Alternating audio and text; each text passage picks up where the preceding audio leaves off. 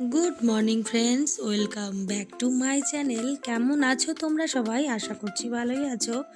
দেখো, একঘেয়েমি জীবনযাত্রা কারোই ভালো লাগে না।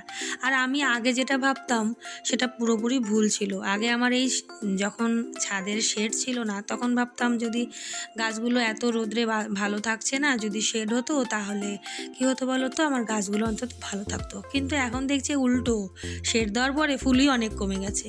তো যাই হোক, ছাড়ো। এখন চলে আসলাম মঙ্গলবারের মঙ্গলচণ্ডী পুজো দিতে। আজকে হচ্ছে তৃতীয় মঙ্গলচণ্ডী, মানে বৈশাখ মাসের তৃতীয় মঙ্গলচণ্ডী চলছে। আর এই যে নতুন গোপুসোন আমার বাড়িতে ঘুরতে এসেছে, দেখে নাও ওদেরকেও। তো পুজো পাঠ তো দেবো, আর তারপরে আবার আজকে আছে এখানকার বজরংবলী পুজো, সেখানেও যাব। তাই একেবারে সব ডালা সাজিয়েই রেখেছিলাম। পুজো দেওয়া তো হয়ে গেল, আমার বাড়ির পুজো মানে মঙ্গলচণ্ডী। এবার যাচ্ছি মন্দিরে। তো চলো, মন্দিরে চলে আসলাম। আর এত শান্তি লাগছে মন্দিরে এসে, কি বলবো। এখানকার যিনি পণ্ডিতজি ছিলেন, ওনাকে প্রথমে খুঁজে পাচ্ছিলাম না, তারপরে খানিকক্ষণ বসে গেলাম। দিয়ে দেখছি প্রচুর সবাই বাড়ি বাড়ির থেকে ফুল ফল সব ভোগ চড়াচ্ছে। তো তখন ওই পুরোহিত মানে পণ্ডিতজি তা আসলেন, এসে আমাদের সবাইকে আশীর্বাদ করলেন এবং সবাই হাতে ধাগা বেঁধে দিলেন, প্লাস চন্দন কপালে লেপে দিলেন।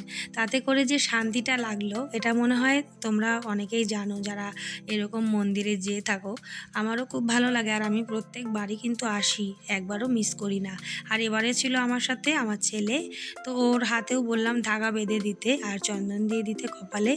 তারপরে ও তো একটু লজ্জায় পায় ক্যামেরার সামনে আসতে, কিন্তু অনেক বলার পরে তারপরে ক্যামেরার সামনে ওকে আনা হলো।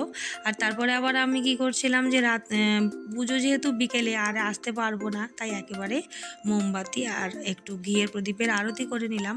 আর তারপরে আমার ছেলেকে বললাম যে আজ তো মঙ্গলবার, এমনিতেই ও বাড়িতে বজরংবলীর বইটা মানে হনুমান চল্লিশা পাঠ করে, তো সেটা আজকে বললাম তুই মন্দিরেই পাঠ করে নে। তো আমি দাঁড়িয়ে থেকে দেখছিলাম আর ভিডিও নিচ্ছিলাম। তো দেখি আমার ছেলে বেশ ভালো মতোই হনুমান চল্লিশা পাঠ করে নিল।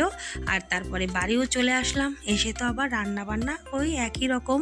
ধরো যেহেতু মঙ্গলবার করে আমাদের মঙ্গলচণ্ডী তাকে ভাত তো খেতে পারি না, তাই রান্না করেছিলাম ছোলার ডাল, সাথে ছিল মিশালি সবজি, আর ছিল আটা মাখা। তো এই আটা মাখাটা এখন ভাজবো না, যখন খাবো তখনই ভাজা হবে গরম গরম। আর সঙ্গে ছিল স্পঞ্জের রসগোল্লা।